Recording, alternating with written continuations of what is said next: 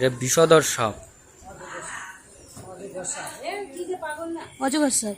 আরে তুমি বললাম তো কি, হ্যাঁ এটা দাঁড়ার সাপ না অজগর সাপ। আবার বলছো ঠিক আছে, দাঁড়াস না বললে হলো, আমি চিনি না। এটা হলো বহু, ফোন করলে এখনই নিয়ে চলে যাবে। এটা দাঁড়াস না, পাখি তো চিল্লাচ্ছে। অজগর সাপ দাঁড়াস। এখন আমরা আছি রানাঘাট পুননগর। এখানে যে বাড়ির পিছনেই একটা রাসেল ভাইপার বা চন্দ্রপড়া দেখা গেছে, একদম রোডের পাশেই বাড়ি। গিয়ে দেখা যায় এখন কি পরিস্থিতি আছে। এই যে বাড়ি, এই দাদা আমাদেরকে স্টেশন থেকে নিতে এসেছিলেন। ওই মোবাইলে দেখুন, মোবাইলে তো লাগছে। এই বাড়ির পিছনেই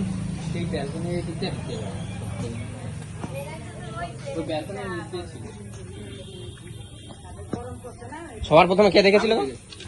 আমি ঘুমিয়েছিলাম বারান্দায়, তা পাখি কিচির মিচির করছে। আচ্ছা, তা আমি ভাবছি যে পিছনে ইঁদুরের লেজ ভেবেছি ফার্স্টে, আস্তে আস্তে আসছে। তারপর আমি ভিডিও করছি, দেখি অজগর সাপ আস্তে আস্তে যাচ্ছে, আমি ওরকম ভেবেছি। মা ওরা এসছে, আসার পর আমি বলছি যে, মা বলছে দাঁড়ার সাপ। আমি অনেকদিন পর বাড়ি এসেছি, আসার পর যখনই হাত কি করছি দৌড়ে পালাচ্ছে। আমি বলছি বিষধর সাপ এটা। এবার আমার জানা নেই অত সাপের ব্যাপারে, পরে নেটে সার্চ করে দেখলাম এটা হলো চন্দ্রপড়া রাসেল ভাইপার। সেই আর কি। ঠিক আছে।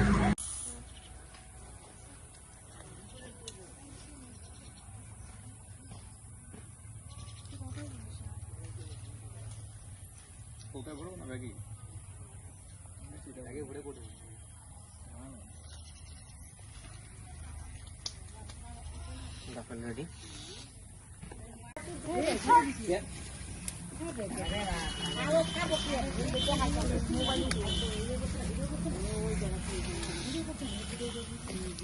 দেখতে দাও।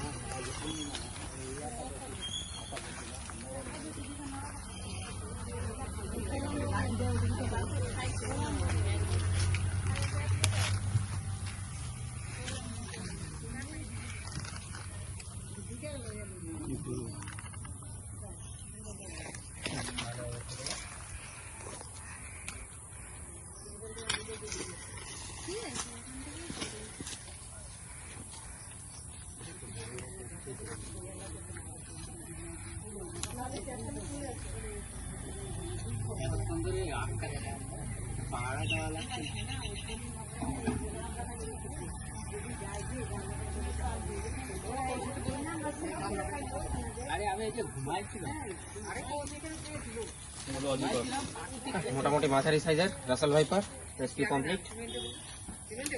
তোমাদেরই বাড়ি নাকি দাদা? একটু এখানে আসো, এখানকার একটু প্রপার ঠিকানাটা। এটা হচ্ছে রানাঘাট পূর্ণনগর। আমি আর আবির আসলাম এখানে বিকালবেলা 21 জুলাই, শ্রাবণ মাসের প্রথম সোমবার নাকি আজকে। যাই হোক, রাসেল ভাইপার বা চন্দ্রপড়া এখান থেকে রেস্কিউ করা হলো। তোমাদের এখানে কি বলে?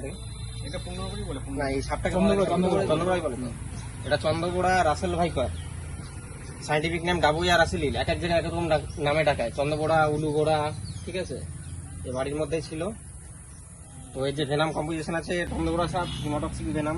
এই হিমোটক্সিক ভেনামের ফলে কি হয়, যেসব জায়গায় কামড়ালে সঠিক সময় যদি চিকিৎসা না হয়, কেটে বাদ দেওয়া পর্যন্ত হতে পারে। অনেক সময় জায়গা পচিয়ে দেয়, কেটে বাদ দেওয়া পর্যন্ত হতে পারে। ওই জন্য এক্সপার্ট ছাড়া কখনো নিজেরা চেষ্টা করতে হবে না। যদি আবার কোনো দেখা যায়, নিকটবর্তী যে কোনো ফরেস্ট ডিপার্টমেন্টে কল করতে পারো, বা যে কোনো বন্যপ্রাণী উদ্ধারকারী যারা সংস্থা আছে তাদেরকে কল করতে পারো। তখন আমরা আসছি, যদি আবার দেখা যায় আবার আসবো আমরা। ঠিক আছে।